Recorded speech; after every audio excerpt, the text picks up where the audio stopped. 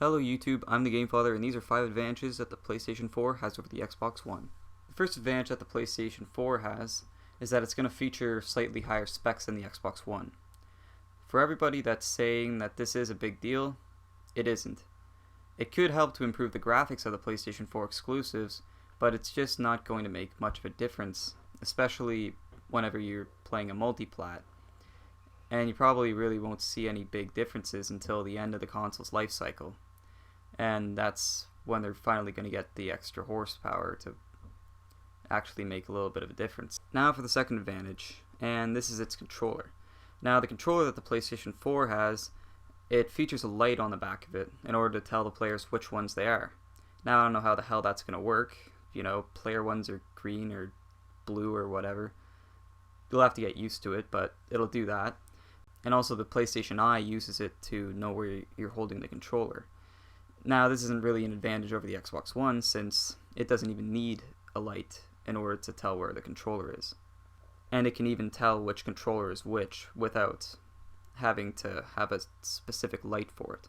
Now the most obvious improvement that the DualShock 4 has is that it has a touchscreen. Now don't get this mixed up, it is an actual screen, it's not just a touchpad like the Ouya. Now the touchscreen actually has some pretty good resolution on it. And this may seem gimmicky to you, like it does to me, but we'll just have to see what developers can actually put into it. Oh, and also the PlayStation 4's controller has a speaker built into it. Now the third advantage is that for people who don't want to game online, then this would be the console for you, since nothing is behind a paywall, except for online gaming. Now the Xbox One has almost all of its features behind its Xbox Live Gold membership fee, which is $10 more than PlayStation Plus, and PlayStation Plus comes in at about $50 a year. And now another advantage that the PlayStation 4 has is that it will support longer game capture from the console, and this is 15 minutes of footage against the One's 5 minutes of footage. Now a little thing to watch out for is that the PlayStation 4 may not even support any capture card device. Now this won't really be important unless you're something like you do LPs, you know. This is because the PS3 didn't support any HDMI capture, but the PlayStation 4 will only have an HDMI out port, so if you're going to use a capture card, you have to run it through HDMI. Now, so far Sony hasn't talked about this when they've been asked, so you really can't be sure, it's just something to watch out for. Now the last advantage is a really good one in the long run.